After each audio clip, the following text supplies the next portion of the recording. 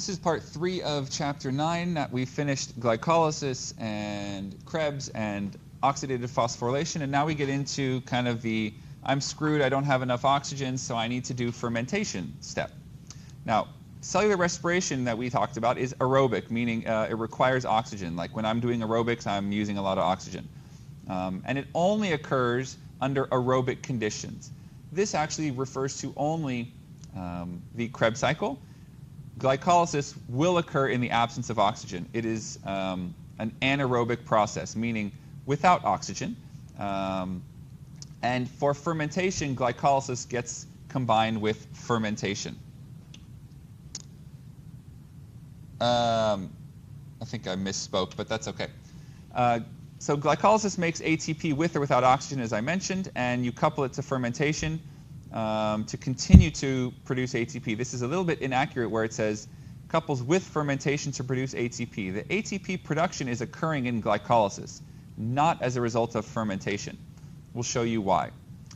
The important thing with fermentation to understand, or its purpose, is in glycolysis you take NAD plus and convert it into NADH, and that NADH will go to the ETC if possible. Now, what you have left behind, or what you need to power glycolysis, is more NAD plus. Well, if I'm producing NADH but I'm not taking it to the ETC, that's a waste. So I need to regenerate NAD plus, and that's what fermentation does.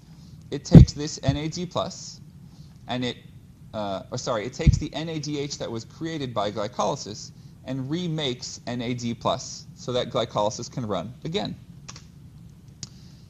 There's two types of fermentation depending on the organism that we'll talk about. There's alcoholic fermentation, which is used to produce alcohol. This is done by yeast, among other cells, where pyruvate is converted to ethanol and releases CO2 as a byproduct. Ethanol is a 2-carbon molecule.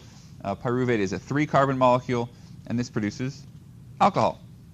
And that's why you use yeast, for example, for making alcoholic drinks. You give yeast some sugar, you starve them of oxygen, and they do fermentation and convert all that sugar to alcohol. Lactic acid fermentation is what humans and other mammals do, where that pyruvate gets converted into lactate, or another name for it is lactic acid. And in the process, regenerating the NAD plus that we said, or oxidizing NADH. So here you see that process. On the top we have alcoholic fermentation, on the bottom we have lactic acid, but in general you take the NADH that was produced from glycolysis and you regenerate the NAD plus so that I can take a new glucose and run glycolysis again. If I didn't have NAD plus, I wouldn't be able to run glycolysis and make even that small measly amount of ATP, which is useful for me. And it's the same whether it's alcoholic fermentation or lactic acid fermentation. Both regenerate this NAD plus to run glycolysis again. This is also why, for example, if you are running, jogging, let's say, and you're short on oxygen, you are breathing more quickly, that lack of oxygen actually causes you to burn more glucose per unit time than you would if you had plenty of oxygen. You're more efficient at using that glucose when there's lots of oxygen around, because you produce 36 or 38 from one glucose as opposed to 2. Now, fermentation and cellular respiration are different in their final electron acceptor. Can you remember what the final electron acceptor was for cellular respiration? If you do, say it now. Hopefully you got it right. It was oxygen in the process, thus converting it to water. But that's different in fermentation, as you saw. The final electron acceptor was the final electron acceptor here was the ethanol, or the lactic acid, reproducing the NAD+. And you know cellular respiration is many times more efficient than fermentation. In fact, 36 to 38 compared to 2, you're talking 17 or 18 times more efficient. So pyruvate is the key spot at which we have to diverge. Is there oxygen around? So can we do respiration in the mitochondria? Or is there no oxygen around and then we're screwed, we got to do fermentation? And we can only do fermentation up to a certain amount. As you know, lactate is an acid, lactic acid. And in human cells, for example, as this increases, it changes the pH of our cells, for example, our muscle cells, and that causes us to fatigue and to not be able to use those muscles anymore. Glycolysis happens to occur in tons of organisms, just about all of them, and thus we believe, we hypothesize, that it evolved very early on in life, before there was oxygen available in the atmosphere, and thus it shows an evolutionary connection or significance for the process. It does occur in bacteria. However, it occurs within the cytoplasm of, or the cytosol of a prokaryote, much the same as it does in eukaryotes. The other reactions that require a membrane, while they do occur, they are different and they occur in different locations. So cellular respiration, glycolysis, and this catabolic breakdown of sugar is what we focus on, but it's not always just sugar that we get energy from. We all know that we can get energy from fat or proteins as well. So here, this center column here, this is the ideal source of energy. We always use carbohydrates first, anytime possible. Once carbohydrates run out, we start to use fat or protein.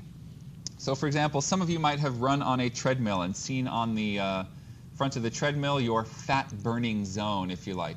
Eventually, once you exercise for a certain period of time, you run out of carbohydrates in your bloodstream, and you're not very efficient at releasing any more from glycogen, that's your carbohydrate or glucose storage. Now you start to burn fat, and fat is very energy rich. You break down fat into two parts, the glycerol and the fatty acids, and they enter these pathways at two different places. And this is largely why fats are basically twice as efficient or twice as strong, or what's the right way to say it? They store twice as much energy, 9 kilocalories per gram, whereas proteins and carbohydrates are at about 4, because they only add 1 item into the pathway, whereas fats add 2. It's kind of a simple way to think about it. And you'll notice proteins, as part of the process, they release ammonia. Some of you might remember learning about the Atkins diet at some point in your lives, or you heard about it, the high-protein, low-carb diet. How do they lose weight? Well, they don't have enough carbohydrates to make energy, so they use protein. And as a byproduct of that, they burn away a lot of their fat and protein, and they just have to be careful because this ammonia is very toxic to the system, and the liver has to filter it out, as well as the kidneys. So people that are excessively on a high-protein, low-carb diet have to be careful that they don't cause kidney disease or kidney damage, as well as liver failure over time. You have to monitor those things. But that's why they lose weight so quickly. Now, cellular respiration can be controlled at various points because every step is regulated by an enzyme, of course. So here you see one example of negative feedback. Here's an enzyme in the process of glycolysis called phosphofructokinase. If we have enough citrate or citric acid produced by the citric acid cycle, funny how the names match, lots of citrate is going to inhibit this enzyme and thus slow down the production of pyruvate because we don't want to waste all of our glucose. We don't need that much. On the other hand, if we have a lot of AMP, adenosine monophosphate, that means we don't have a lot of ATP. So if we are low in ATP or high in AMP, then we will turn on the pathway so that we make more ATP or convert more AMP and ADP into ATP. And vice versa, lots of ATP also inhibits this enzyme. So this is negative feedback. And we're done.